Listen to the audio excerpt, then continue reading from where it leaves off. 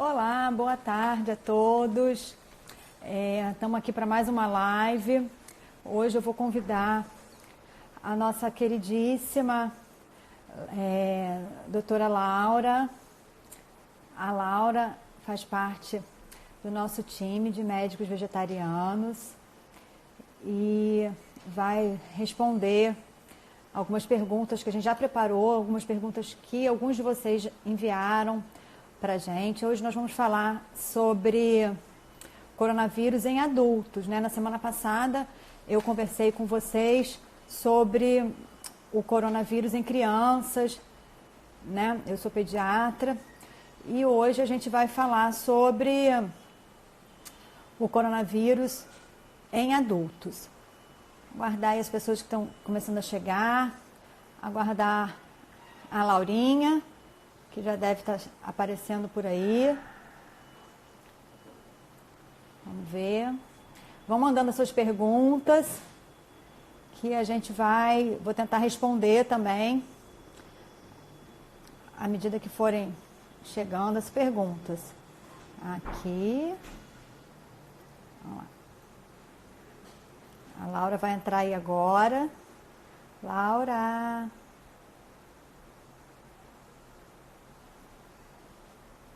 Não sei o que está acontecendo. Bom, para quem não me conhece, eu sou Fernanda De Luca, sou pediatra. Oi. Oi, Laura, conseguiu? Deu. Deu certo. Bom, essa é a Laurinha que eu estava falando para vocês dela. Eu estava ouvindo aqui. Ah, tava tá. esperando tu dar uma introduzida. Eu já estou chamando há um tempão, mas tem algum pane aí. Ué, atrasa. A internet não tá 100% aqui em casa, eu não sei o que tá acontecendo. Mas então, vou me apresentar rapidinho, tu já deve ter falado, né? Eu sou a Laura. Falei não. Ia falar agora, pode falar, pode falar. Então tá bem.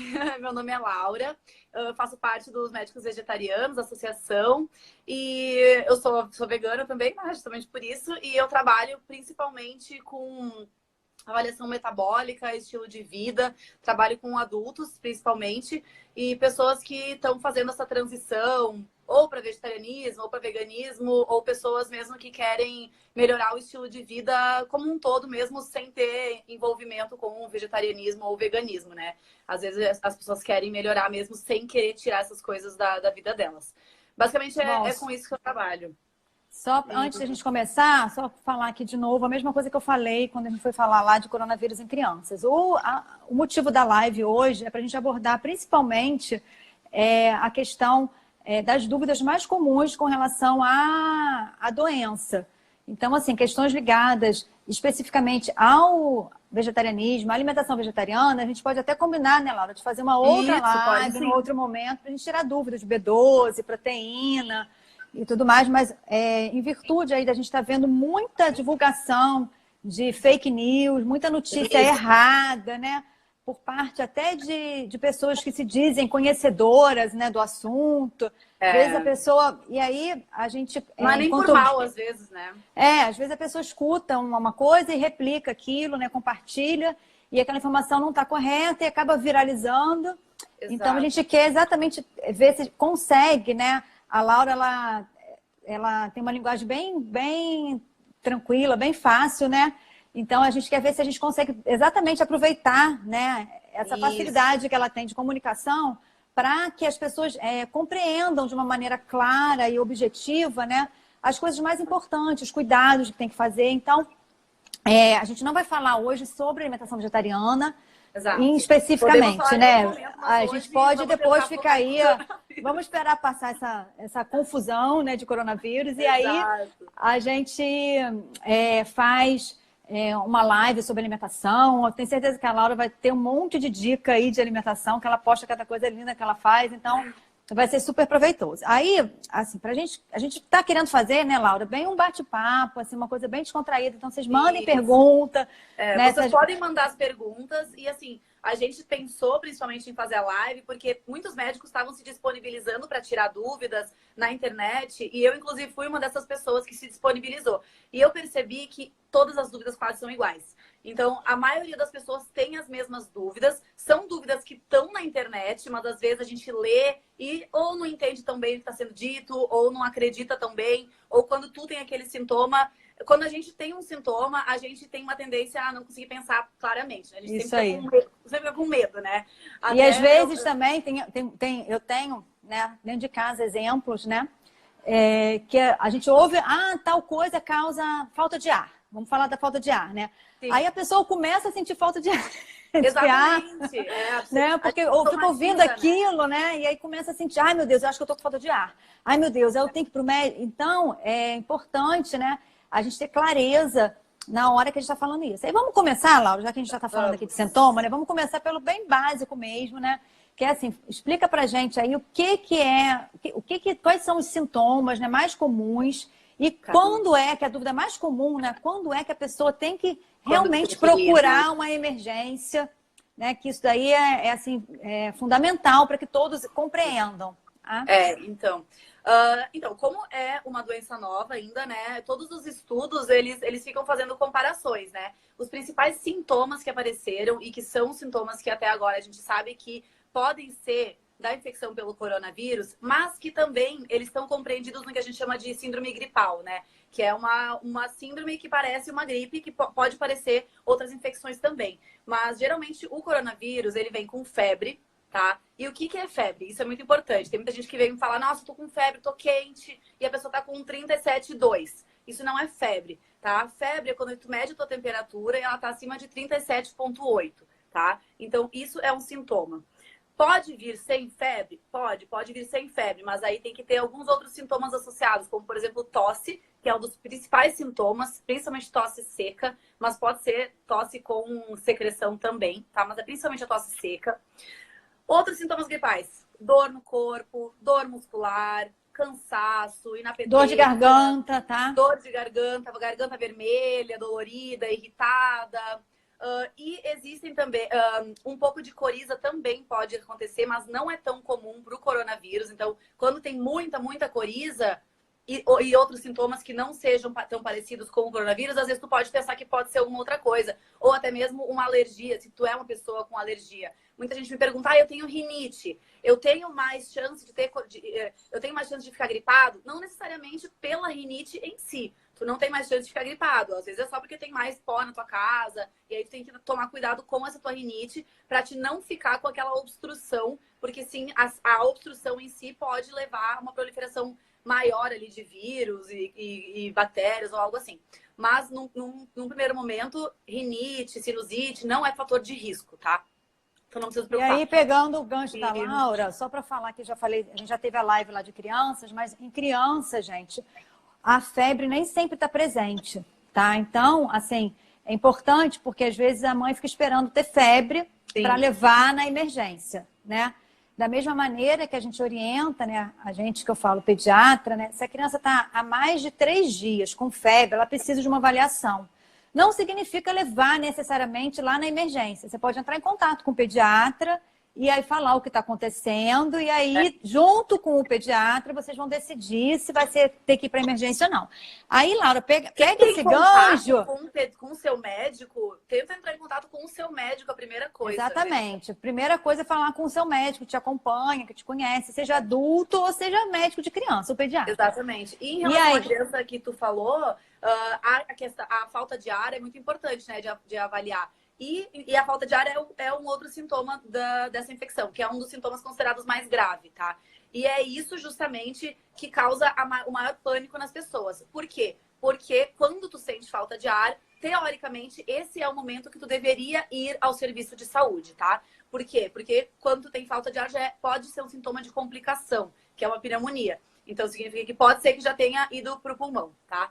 Mas, não necessariamente, essa falta de ar que tu tá sentindo é alguma coisa relacionada à infecção em si. Então, acho que a falta de ar é a coisa mais importante para focar, porque foi 90% das perguntas para mim foi sobre a falta de ar. Como que é uma falta de ar? Como que é uma falta de ar realmente de uma doença pulmonar? Tu vai sentir que o ar realmente não tá entrando. Tu pode sentir que a tua costela tá entrando para dentro quando tu respira, tá? Ao invés de tu conseguir respirar normalmente, que é o que chama de tiragem, né? Que na criança é mais fácil de ver, né?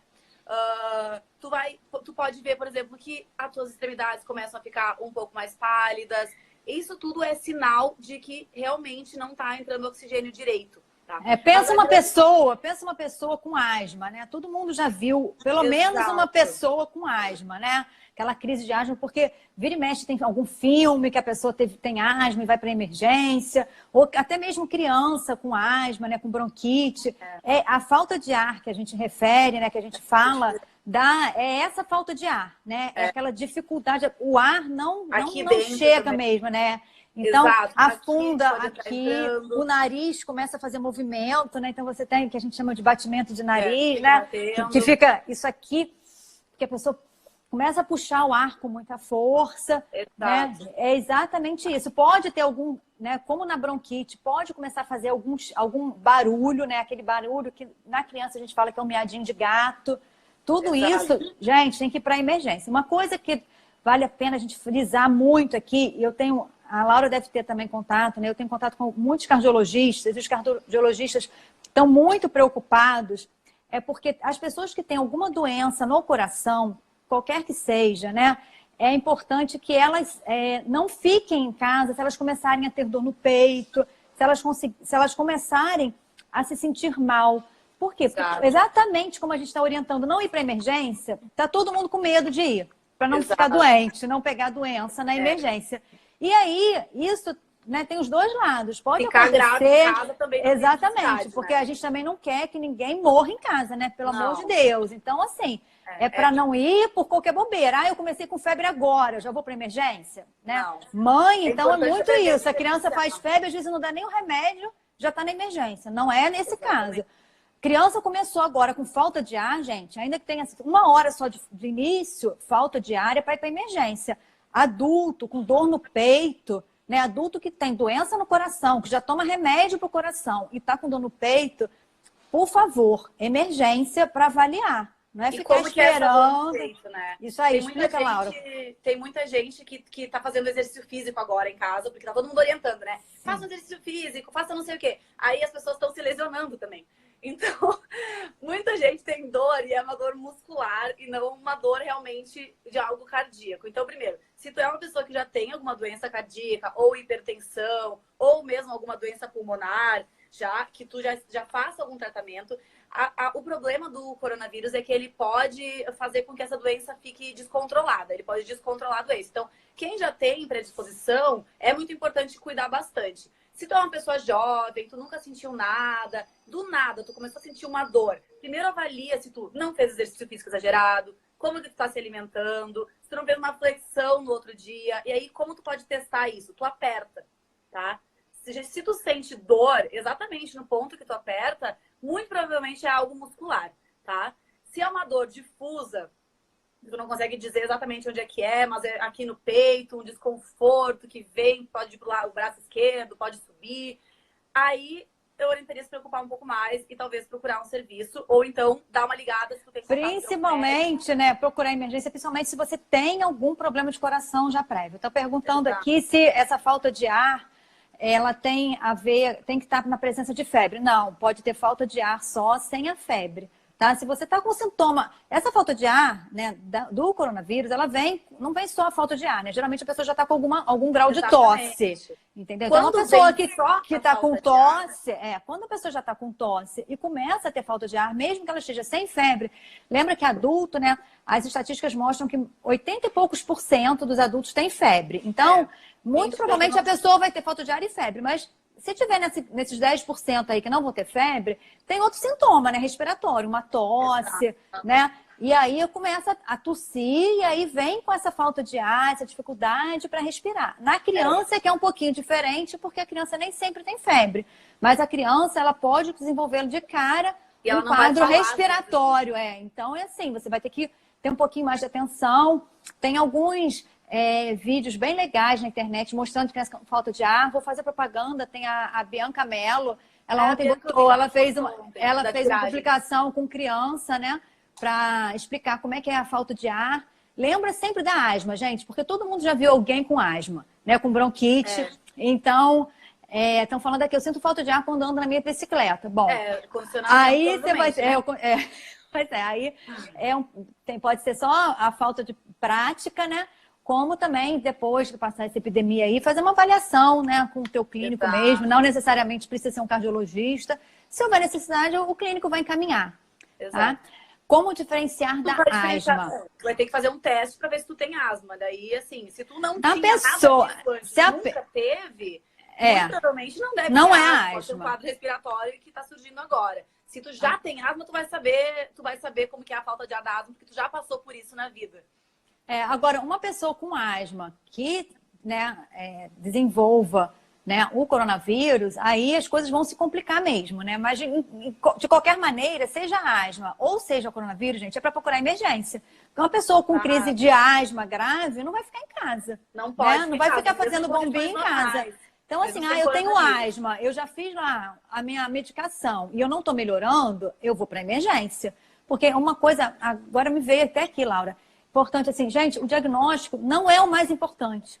O mais importante é você identificar a gravidade e procurar o médico. Sinais, exatamente. Muita gente se é gripe ou se é coronavírus, não tem problema. Muita gente falou, Laura, eu comecei a ficar gripada hoje. Tenho que ir fazer o teste. Não tem necessidade de tu fazer o teste, porque o tratamento vai ser o mesmo. Se tu tiver com sintomas leves, que são esses que a gente falou, febre, tosse, dor no corpo, tu não tem essa falta de ar, mesmo que tu vá se consultar, o que vão fazer contigo é toma paracetamol, limpa teu nariz, faz uma inalação, se alimenta bem, repousa, se hidrata bem. Essas vão ser as recomendações. Fica em casa e monitora a cada 48 horas para ver como que tá evoluindo. Se começar a evoluir e ficar pior, talvez tu vai ter que ir de novo para o serviço de emergência. Mas essa é a recomendação, independente de ser coronavírus ou de ser qualquer outra coisa. Então, nesse momento, o diagnóstico... Na verdade, bom, tu é pediatra e tu sabe, o diagnóstico de coisa viral é a coisa que menos importa, né? Quantas vezes a gente atendia no ambulatório de pediatria, vinha a criança com, sei lá, pé, mão, boca, qualquer coisa assim, e o professor falava, olha só, não vai fazer diferença a gente saber o que é, porque o tratamento é o mesmo. É viral. Exatamente. Hidratação, fique em casa, dá repouso. Repousa, não tem o que fazer, vírus é vírus. Então, vai ser isso aí. Se for um caso pior, aí sim vai ter que ser tratado a nível hospitalar, e aí não cabe a vocês também saber como vai ser o tratamento ou não. Cabe aos profissionais de saúde que vão atender vocês adequadamente. Então, assim, ela perguntou, se você tem asma, como saber se é só asma?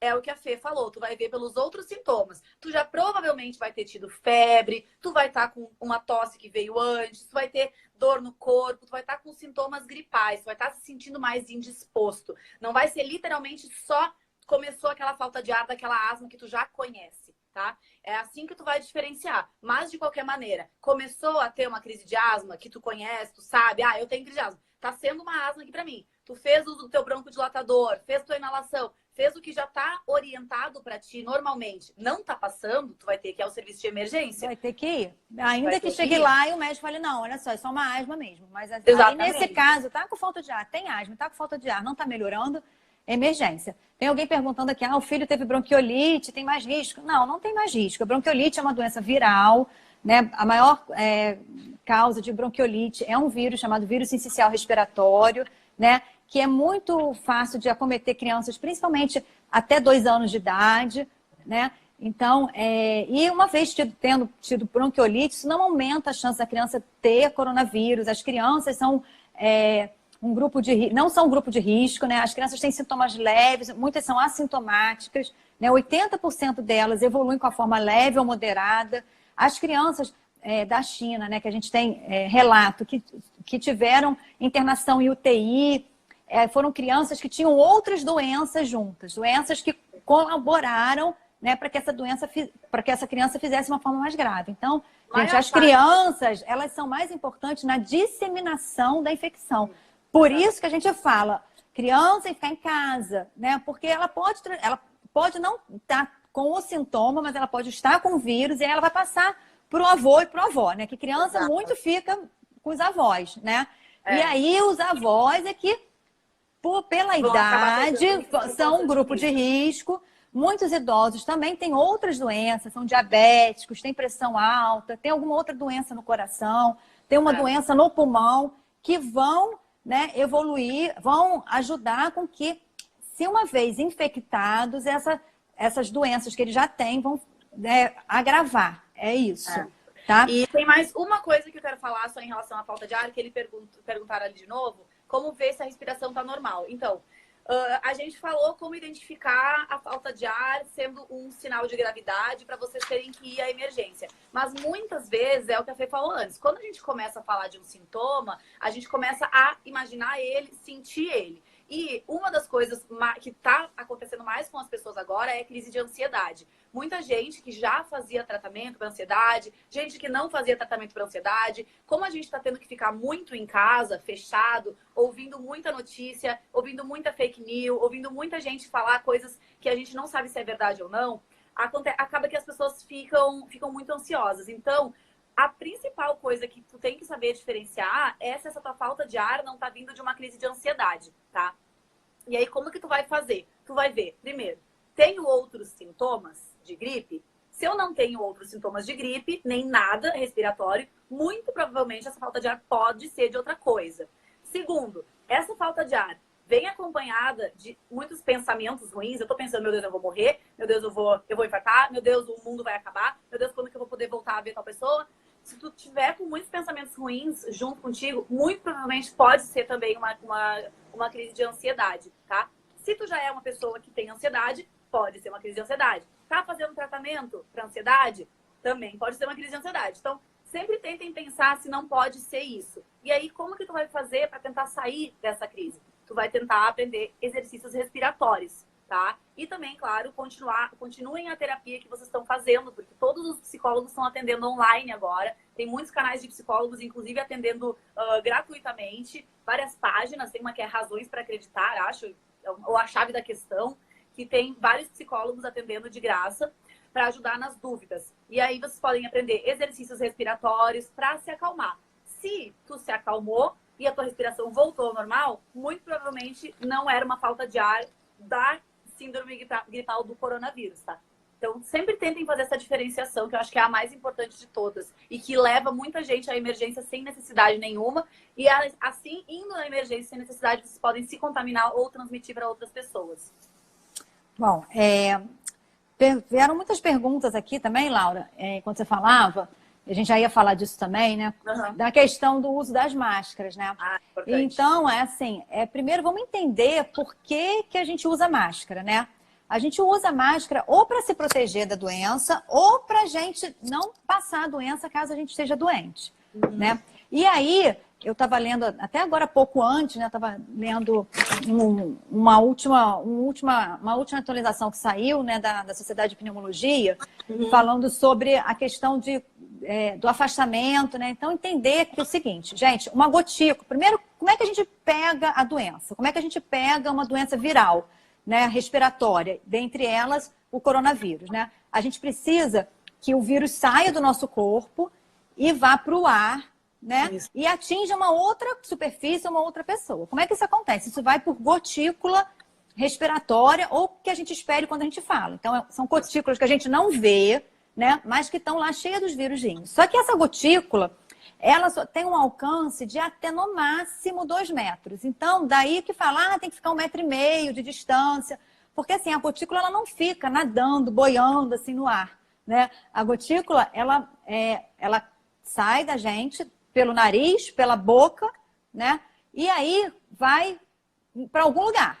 Esse algum lugar pode ser o nosso cabelo, pode ser a nossa boca, pode ser o nosso nariz. Quando é boca e nariz, quando é alguma área de mucosa ou olho, a chance de se contaminar é muito maior. Quando é o cabelo ou a pele, eu preciso passar a mão no cabelo, que a gente, mulher, passa a mão no cabelo toda hora. Eu já passei o tempo inteiro. Pois é. A gente passa a mão no cabelo e aí, sem perceber, coça o olho.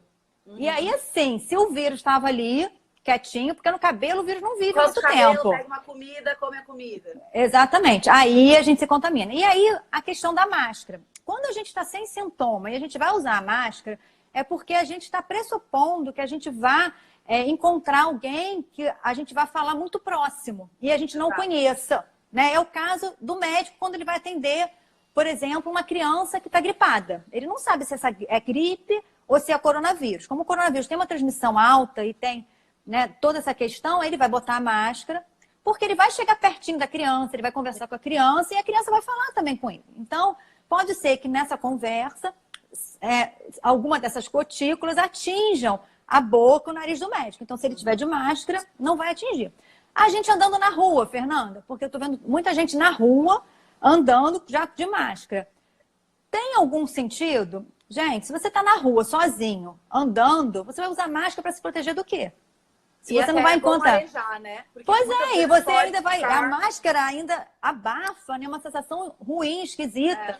Então não tem sentido. Ah, Fernanda, mas eu vou no mercado. Não sei quem tá lá, se tá.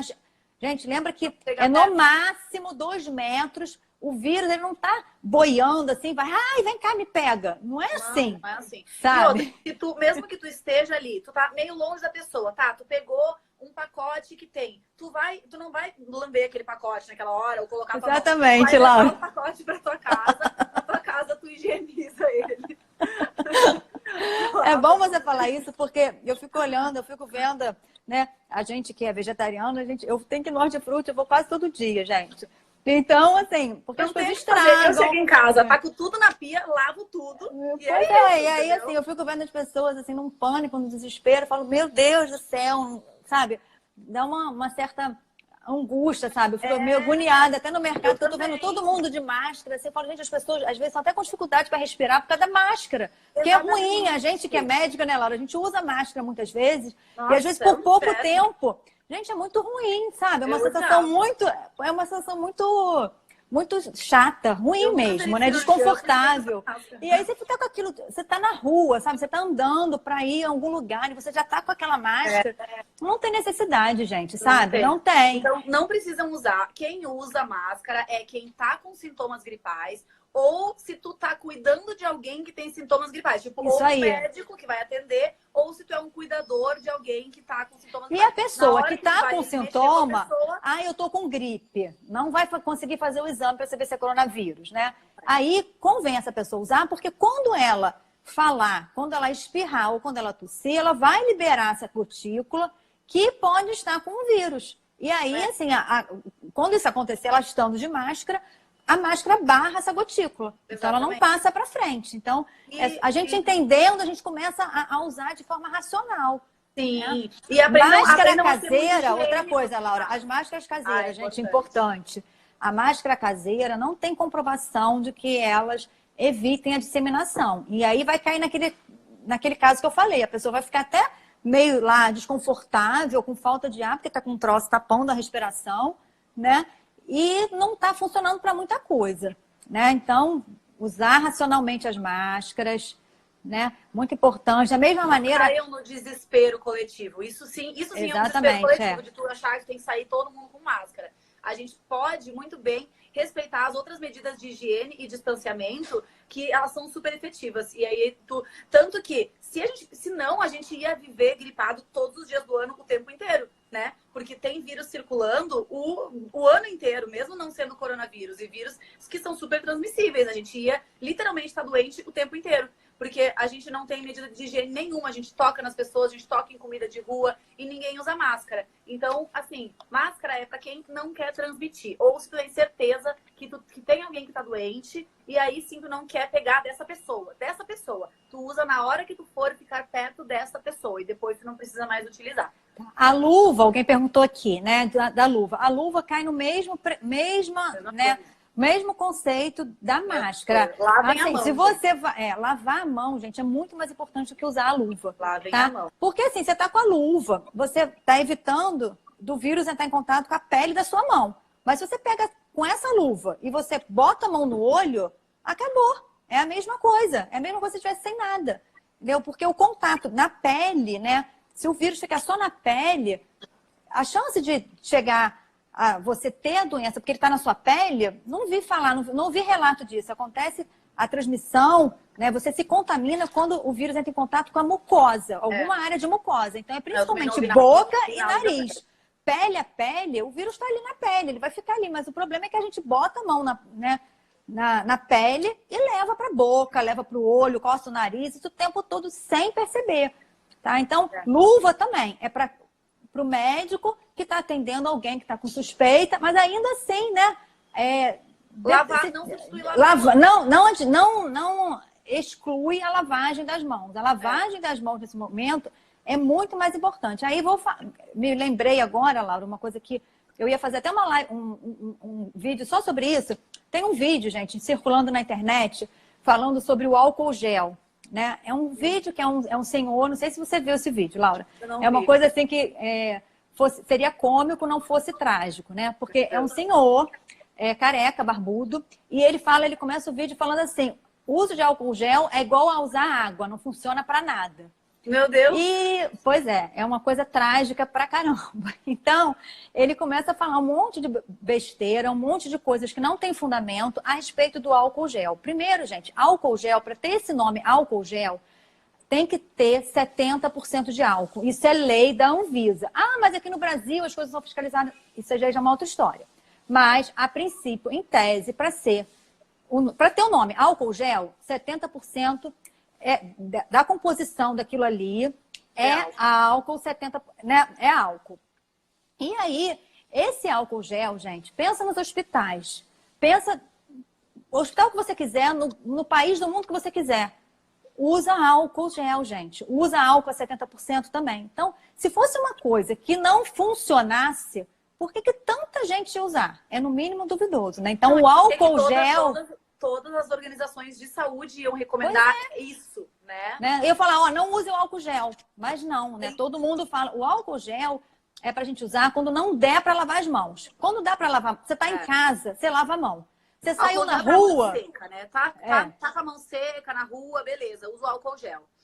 Tá Porque em casa... é outra coisa, né? A galera também cai no desespero do álcool gel, de comprar álcool gel que nem louco. Lavem a mão com sabão, gente. Isso aí, Lava com água e sabão. Porque nada tira mais do que tu passar aquela água corrente aqui que tu acabou de lavar com sabão. E quando tu passa essa água corrente, sai tudo. Entendeu? Então, o álcool gel tu vai ter que lavar bem, limpar bem, e pra ter certeza que tu pegou em todas as partes. Com Exatamente. O sabão é muito mais fácil tu conseguir pegar tudo, porque é o sabão, ele vai se espalhar. Então, quando tu passar a água, vai acabar saindo, tá? Nesse mesmo vídeo, só um minuto, Laura. Nesse mesmo vídeo, o senhor fala do vinagre. E aí que eu fiquei mais preocupada ainda. Porque, assim, além do vinagre, ele não servir como antisséptico, não servir para matar as bactérias. Porque esse senhor, ele fala assim, que o álcool gel, ele não serve para esterilizar. Primeiro, o que é esterilizar? Esterilizar, pra gente, é o termo que a gente usa para dizer que não tem vírus, não tem bactéria. Então, tá esterilizado, né? Então, o álcool gel serve para isso? Sim, serve. O vinagre não serve para isso. E pior, o vinagre, gente, na pele queima, faz queimadura. Então, as pessoas estão utilizando vinagre, estão correndo o risco de sofrerem queimaduras e não ficarem protegidas. Tá muito, desculpa, eu cortei porque alguém botou aqui a questão do vinagre. E aí, não é para usar vinagre. É lavar a mão, água e sabão, quando der para lavar. Não deu para lavar, tá na rua, na bolsinha, pega lá o frasquinho de álcool gel e tudo mais. Para limpeza de casa, água sanitária, produto de casa comum, detergente, água sanitária, desinfetante normal, serve, tá? Já é suficiente. Tem um WhatsApp do Ministério da Saúde que vocês podem mandar notícias para ver se é fake news ou não, se vocês quiserem. Vocês podem colocar no Google mesmo, assim, saude.gov.br/fake news. Eu vou escrever aqui, porque eu acho que ajuda muito, né? Porque tem muita informação saindo. saude.gov.br/fake news. Que daí vocês sabem se aquela informação que vocês viram, ela realmente é algo verdadeiro ou não. Porque vai sair muita coisa. Olha, a Andréia está perguntando aqui, que a gente já falou dos sintomas, né? Quanto tempo leva para aparecer? Pois é. Em média, Andréia, são 5 dias, mas o período de incubação, que é o quê? Entre a pessoa estar com o vírus no corpo e ela começar a apresentar os sintomas, pode variar até 24 dias.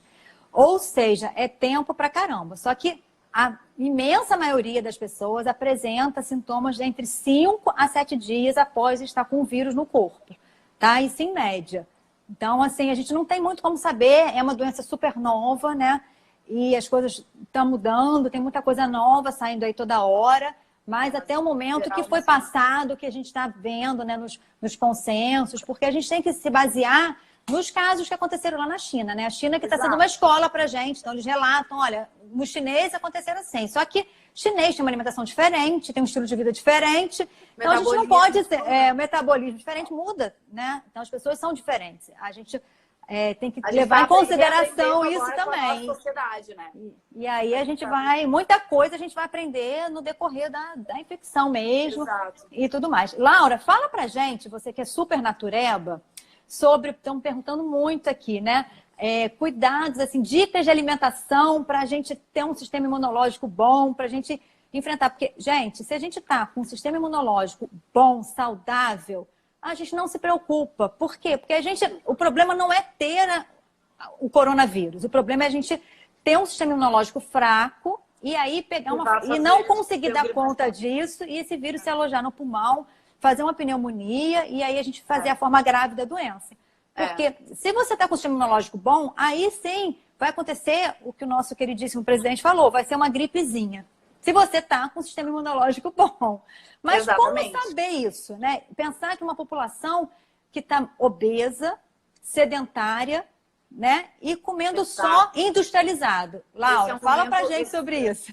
Esse é um momento muito importante para a gente reavaliar o nosso estilo de vida, né? Não é literalmente só alimentação, não é nada, mas tudo o que a gente faz, né? Quais são os pilares do nosso estilo de vida? Então, a saúde mental, que eu já falei antes, de vocês continuarem seus tratamentos psicológicos, porque isso vai fazer com que a liberação de neurotransmissores, de hormônios, continue sendo feita, com que tu libere serotonina, que tu consiga dormir bem, que tu consiga se alimentar bem, que tu consiga fazer as coisas ao longo do teu dia, e tudo isso faz a gente ficar ativo também, e faz a gente ficar mais saudável. Nossa, eu tô passando um avião agora aqui na minha casa.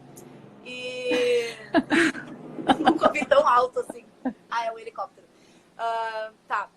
E outra coisa, então, a gente lembrar de ser pessoas ativas ao longo da vida, lembrar que não é só agora que tem uma pandemia acontecendo que tu tem que fazer isso e aí depois tu vai voltar a ter todos os teus hábitos de antes. Então, agora é muito importante falar sobre isso porque finalmente as pessoas estão dando um pouco mais de valor, né? Porque elas estão vendo a diferença que faz a gente ter realmente uma saúde em dia. Então assim, vitamina C, né? Vamos aí pegar o gancho, né? A pessoa fala assim, vitamina C é bom. Gente, vitamina C a gente só tem em frutas e legumes. Né? Então, aquela pessoa que só come carne, não adianta, né? Então, assim, antes de pensar em fazer suplemento, vamos pensar primeiro em comer comida. Não, né? E é muito importante também a gente lembrar que isso é uma questão de prevenção, né? Nenhum alimento vai te curar nesse momento, ou se tu tiver o coronavírus, nenhum vai fazer o coronavírus morrer dentro de ti. Mas os teus hábitos saudáveis vão fazer com que todo o teu metabolismo esteja funcionando melhor, com que tu não tenha estresse, com que tu não tenha muita oxidação acontecendo nas tuas células, que tu esteja bem desinflamada. Então é muito importante. Todo mundo fala, tá bom, vitamina C aumenta a imunidade. Sim, vitamina C aumenta a imunidade, mas não só ela, tá? Ela tem que vir acompanhada de todas as outras coisas que os alimentos têm. Então, tu vai comer uma fruta, tu vai consumir a fibra daquela fruta também, tu vai consumir a água daquela fruta que vai te hidratar, a vitamina C junto, tu vai ter o ferro. Tudo isso vai fazer bastante diferença. Nesse momento é muito importante a gente focar em alimentos realmente naturais. A Fê falou, eu vou todos os dias no hortifruti, não sei o que, não sei o que. Gente, não deixem de ir comprar alimentos naturais. Não tem problema vocês irem comprar, ou mesmo pedir do mercado delivery, que seja. Isso Mas aí. foquem em não comer agora só delivery de comida pronta ou lanche pronto. Porque esses alimentos, que são alimentos processados, industrializados, feitos com farinha branca, feito com açúcar, com gordura, eles não são alimentos que vão te fornecer nem os macronutrientes, que são proteína, carboidrato e gordura, de uma maneira adequada, e nem os micronutrientes, que são as vitaminas, os minerais, as fibras e todos os outros fitoquímicos que tem dentro dos alimentos vegetais, que são as substâncias anti-inflamatórias, antioxidantes, antivirais. Não é à toa que os alimentos de origem vegetal são coloridos, né? Porque eles têm justamente, cada corzinha é um tipo de nutriente que tem ali dentro e que eles produzem justamente para se proteger contra as pragas externas. Então vem vento, vem chuva, vem uma praga, vem um monte de coisa e as plantas produzem esses fitoquímicos para se proteger. E aí a gente, ao comer essas plantas, a gente pode utilizar esses fitoquímicos para o nosso metabolismo, para fazer com que ele funcione melhor. Então não existe só uma coisa que você tem que incluir. Cúrcuma, gengibre, limão. Não existe só uma coisa. Vocês têm que tentar trazer mais esses alimentos para a vida. Mais frutas, mais folhas verdes, mais vegetais, mais feijão, mais arroz integral. Esses alimentos, assim, é o que é mais importante. E aí, agora, Laura, já pegando esse gancho da alimentação, tinha uma pergunta, né, lá na nossa página, para a gente falar sobre como é que a relação, né, da alimentação com o começo do coronavírus, né? Eu essa semana até respondi lá, fiz uma matéria sobre isso, né? Me pediram para fazer uma matéria sobre isso. Gente, primeiro vamos entender uma coisa, né? Onde que começou essa epidemia, né? Essa pandemia começou onde? Essa epidemia supõe-se que tenha... Ninguém sabe ao certo, mas tudo leva a crer que começou num mercado de animais lá na China. Os mercados de animais, eles existem no mundo todo, né? Aqui no Brasil tem também, né? Que são locais que vendem animais. Lá na China, isso é super comum e vende animais, todos os tipos de animais, desde porco, galinha, até os animais silvestres. Esses animais, eles são amontoados, né? Eles estão lá em gaiolas pequenas, amontoados, um em cima do outro, num espaço pequeno. Esses locais, esses mercados, normalmente têm uma higiene muito ruim. E, junto com isso, esses animais, muitos deles são sacrificados na frente ali do cliente. O cliente chega lá, eu quero essa galinha aqui. Aí pega a galinha, mata a galinha ali na frente e faz a galinha. Só que o animal, primeiro ali, no que matou já liberou sangue, né? Se o animal está doente, aquele sangue, né, matou, caiu, vai cair no sangue, o lugar não tem higiene. Antes de morrer, o animal, ele libera uma carga alta de adrenalina. Isso faz com que ele se urine e libere fezes também, né? Essa sensação de medo. O animal fica com medo, ele sabe que ele vai morrer, né? Essas fezes e essa urina fica ali no chão, né? Vem outro animal, lembra, gente, que eu tô falando, esses mercados são locais muito sujos, tem nada higiênico, são condições sanitárias muito precárias. E aí, assim, só que não é um animalzinho só, são vários animais e várias pessoas fazendo a mesma coisa. E aí é o contato com essas secreções, né? O que essas pandemias ensinaram pra gente, né? Porque não é a primeira pandemia. A gente teve o influenza da gripe suína, né? Agora está voltando a ter a gripe aviária do H5N1, né? Já tem casos, acho que se não me engano, na Alemanha, né? Teve a ébola, né? Que é outra epidemia também. Tudo isso são doenças transmitidas por animais. E por que a gente pega? A gente pega porque a gente comercializa o animal, porque a gente explora o animal, né? A gente, que eu estou falando, a sociedade, a gente tem uma cultura de comercializar o animal e de agrupar o animal. Então, não é só, na China, não sei o quê. Aqui no Brasil, pode não comercializar cobra, pode não comercializar o pangolim lá, né? O tatu. Mas a gente faz a mesma coisa com o porco, com a vaca, né? As galinhas. As galinhas ficam confinadas. Então, assim, se pegar um vírus desse num animal e a gente tiver contato com esse animal, pronto, saiu do hospedeiro, que é animal, porque esses são vírus que normalmente o hospedeiro é o animal, só que ele sai do animal e atinge a gente, o homem. E aí, vírus, eles têm uma capacidade de se transmutar muito grande. Vem uma forma que que o nosso corpo não identifica, não sabe lidar, e aí vem as epidemias, as pandemias. Não é à toa que a gente tem que tomar a vacina do H1N1 todos os anos, né? Mesmo sendo o mesmo tipo de vírus, eles sofrem essa mutação todo ano, porque é vírus. Não tem. Então, assim, o consumo, né? A gente consumir carne, na verdade, a gente está também contribuindo para isso. Está contribuindo para que esse mercado continue existindo. Exatamente, né? Exatamente. Bom, Laura, fala pra gente. Passou meu gato aqui, eu lembrei, né? Que as pessoas estão perguntando também, né, se os animais, né? Os gatos, os cachorros, né? Os animais de estimação. Felizmente, até agora, o que a gente tem é que eles não pegam a doença e não transmitem, né? Então, o problema mesmo são esses animais que são comercializados, que são mortos, que a gente tem contato com secreções. Agora, não precisa se preocupar com o seu gatinho, com o seu cachorrinho. Aproveita justamente esse momento para ficar perto do teu animal, porque é uma fonte de carinho, né? Ainda mais agora que a gente está em isolamento, reclusão. né, gente? Tem muita gente que está sozinho em casa e está lá com seus gatinhos, com seus cachorrinhos. E aí aproveita o amor deles, né? Não é assim para ficar com medo, achar. O animal não, o gato, o cachorro, eles não pegam, eles também não pegam a doença. Tá? Medo também é uma coisa que faz a gente ficar muito vulnerável, né? Quanto mais medo a gente tem, a gente não quer tocar nas pessoas, a gente não quer falar.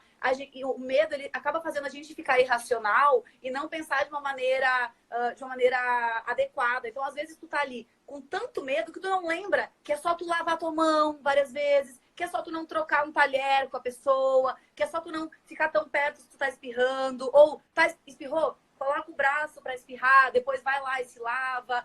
Mas, assim, não deixem o medo fazer com que a gente tenha pensamentos irracionais, porque senão a gente se deixa perder no meio de tudo isso, sabe? Perguntaram aqui, os animais não pegam vírus? Gente, como eu falei, o coronavírus, ele é uma zoonose. Zoonose é toda doença que é transmitida por animais. Mas, até o momento, não foram identificados gatos, cachorro, animais de estimação, os animais domésticos, nenhum deles foi identificado com a doença. Mas, como a gente está falando o tempo todo, é uma doença nova. Não tem como a gente saber exatamente. Não tem como a gente saber, mas assim, se a gente está em casa, a gente está saudável, então a gente está limpo, tá com higiene em casa.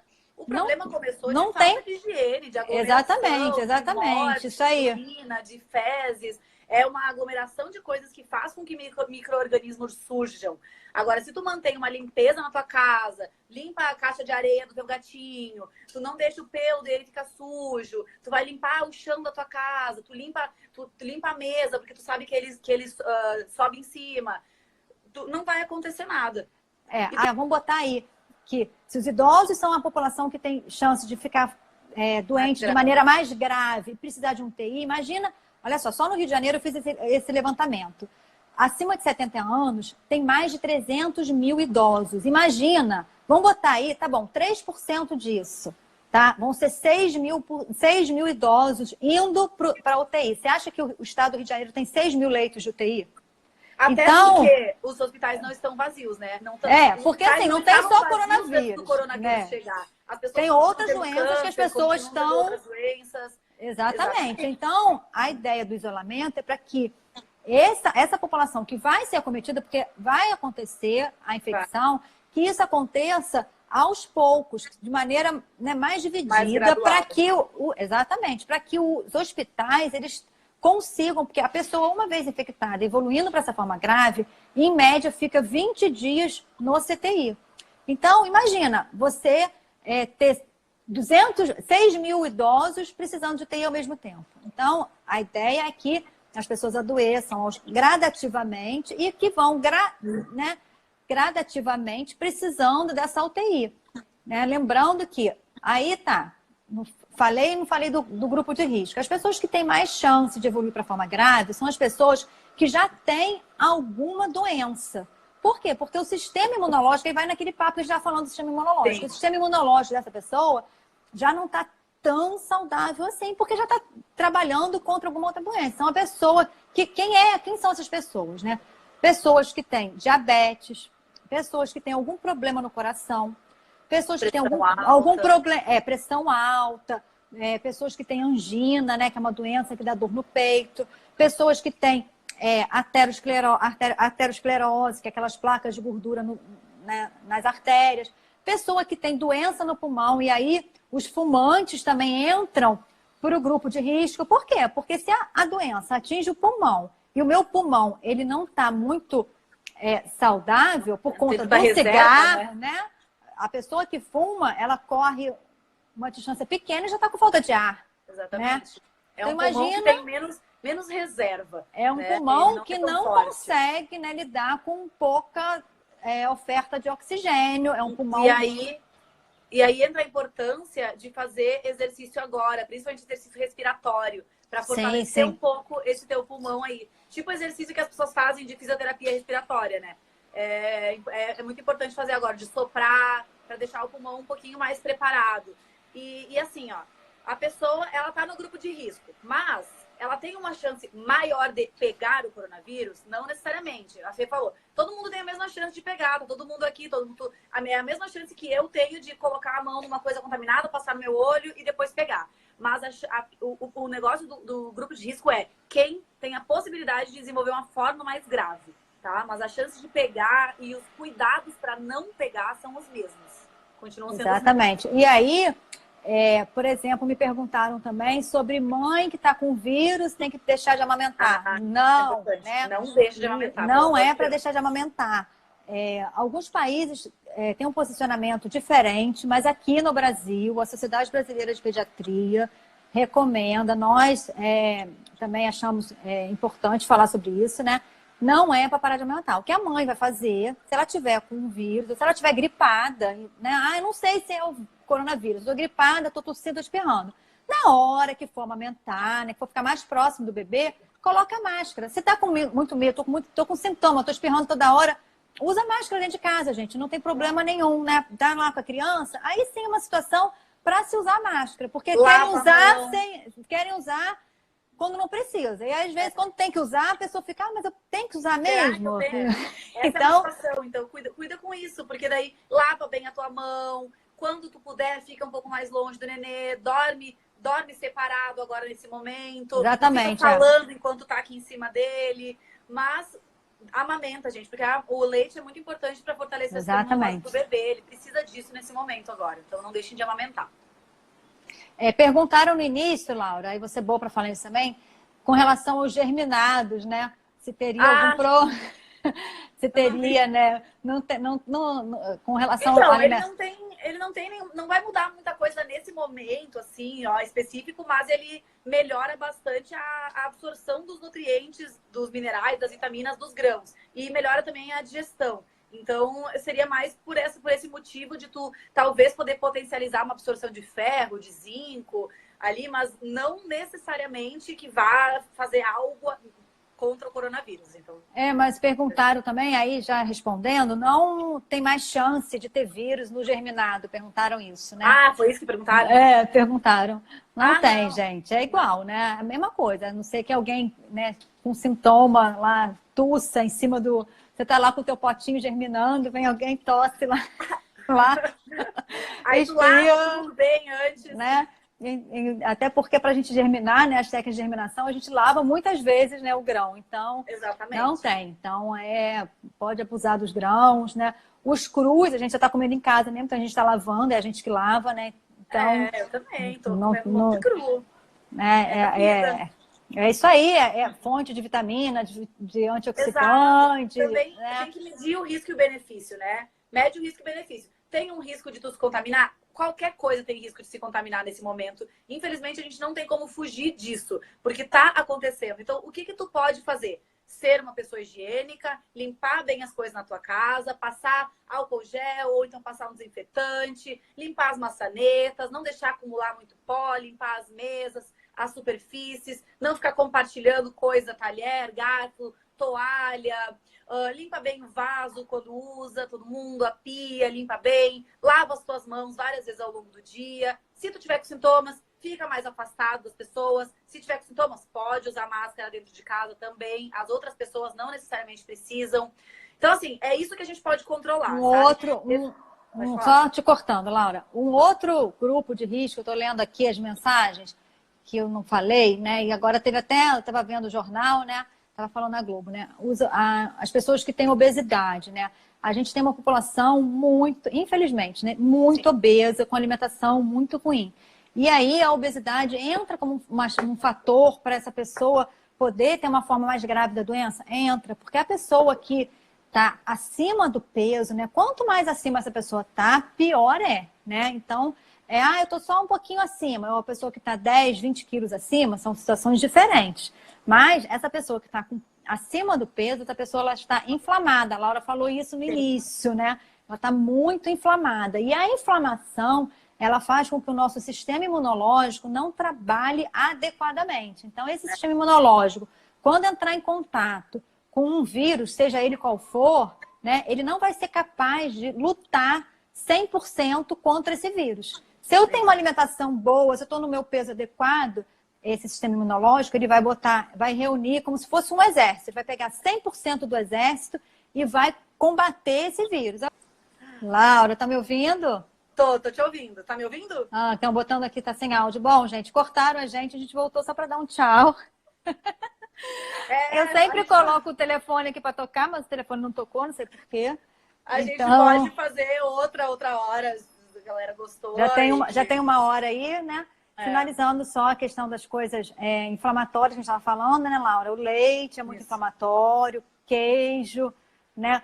Alimentos industrializados, em geral, são muito inflamatórios, né? A carne é muito inflamatória, açúcar, farinha de trigo, né, refinado, é muito pensar inflamatório. Em alimentos que têm um perfil de gorduras mais inflamatórias, que geralmente são as gorduras saturadas, que estão muito mais presentes nos alimentos de origem animal. Então, aí tu vai ter um padrão de gordura mais inflamatório, que é um pouco mais difícil de ser digerido e metabolizado pelo corpo. E as coisas refinadas, né? Que não são coisas naturais que a gente deveria consumir. Sempre pensem que quando vocês comem um alimento inteiro, por exemplo, eu pego uma maçã, eu tenho dentro daquela maçã fibra, eu tenho água, eu tenho vitamina, eu tenho vários tipos de coisas ali. Então, as coisas, elas acabam, uma ajuda a outra a ser absorvida e ajudam que o nosso corpo consiga metabolizar de uma maneira mais adequada.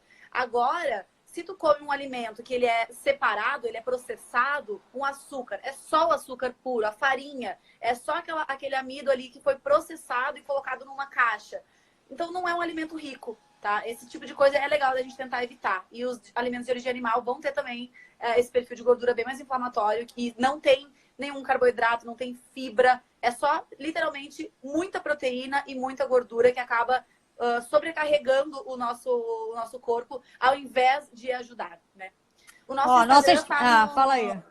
Tá no post, tá? No post tem, mas é da Laura Mocelin Teixeira, o meu Nutrovec Consultório. Eu vou colocar, gente, a gente vai ficando por aqui, porque já está mais de uma hora, já está todo mundo cansado de ouvir a gente, mas a gente volta aí para fazer outras lives, tá? E falar dos alimentos, né? Que o pessoal pede muito. A gente pode falar do vegetarianismo daí, né? Que a galera quer. Vamos esperar esse surto passar aí pra gente ter mais tranquilidade. Tá bom? Um beijo para todos. Obrigada, adorei. Gratidão, Laurinha. Beijo, foi Fê. ótimo. Tchau, gente.